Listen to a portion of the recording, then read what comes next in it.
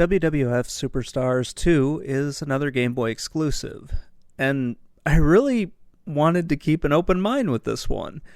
I did not like it very much. This is kind of a terrible game.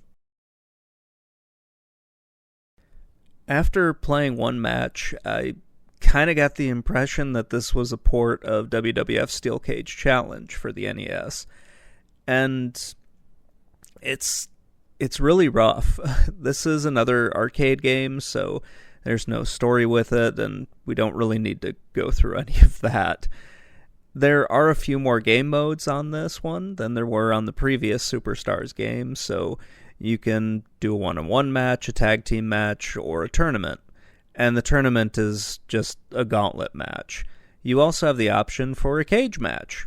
And this is where the similarities with Steel Cage Challenge come in. Every wrestler is basically the same. They have the same moveset, and yeah, it's kind of disappointing. So the roster got expanded a little bit. We have 6 wrestlers instead of 5, so we have Hulk Hogan, Randy Savage, Sid Justice, The Mountie, The Undertaker, and Jake the Snake. These are all wrestlers that you would find in Steel Cage Challenge. Thankfully, a couple of the others, like Bret Hart, and I can't remember who else, but Bret Hart was spared from being in this pretty awful game.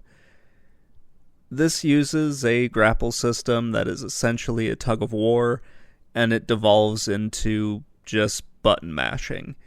It's really disappointing. Every wrestler has a punch and a kick, they all have a body slam, they all have a suplex. It's really kind of boring. You can get away with just kicking your opponent until they're dead.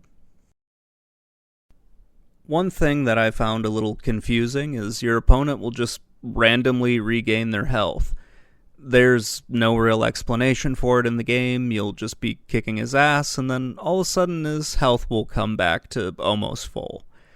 I really had no idea what was going on, so I hunted down the manual, and that let me know, hey, when you're in a tight spot, you can press the select button and you'll gain most of your health back. It's always a good thing to have the manual, or at least access to it. So I'm glad that you can find that online now, and that little easily solvable mystery got solved. I could see someone enjoying the gameplay for a little bit, especially back in 1992. But man, I really did not like this game.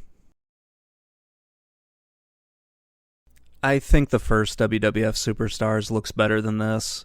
At least in that one, the characters kind of looked a little bit different. The presentation of the ring and the audience was better. This one just feels kind of boring looking. It doesn't help that all of the pictures of the wrestlers are essentially the same with some minor graphical changes. All of the character models are the same, with the exception of a few, graphical changes. It is everything you would expect from WWF Steel Cage Challenge, just repackaged as WWF Superstars 2. The taunting screens are gone and replaced with generic introductions. This was one of the things I liked about the first game, and sadly it was taken out. It's kind of crappy, but LJN was at the mercy of whoever Acclaim had asked to make this game. And unfortunately, they didn't do a very good job with this one. It just looks and feels a lot more boring than what the first game looked. There is one good thing that I can say about this game. The cage looks better in this than it did in Steel Cage Challenge on the NES. That's really the only thing that I liked about the visuals. Everything else just felt worse than the previous game. I think overall, separating this one from the first WWF Superstars, these are acceptable graphics for a Game Boy game.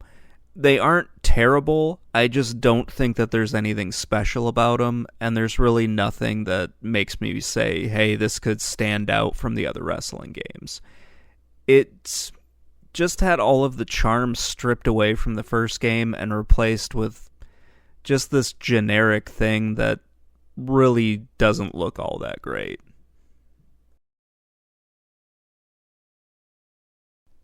So I don't like the controls, I don't really like the graphics, and I really didn't like the gameplay at all.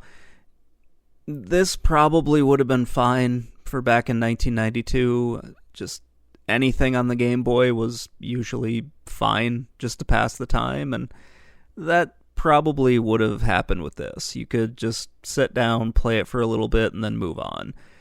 It's not anything that I would ever want to go back to today. I'm glad that I played it and got it out of the way, but no, this is not a Game Boy game that I would recommend to anyone, or anything that I'd be clamoring to go back to. This is just a boring game that feels like a port of a game that I didn't like. That's really it. Anyway, that's going to wrap things up. Let me know what you think in the comments below, and I will talk to you all later.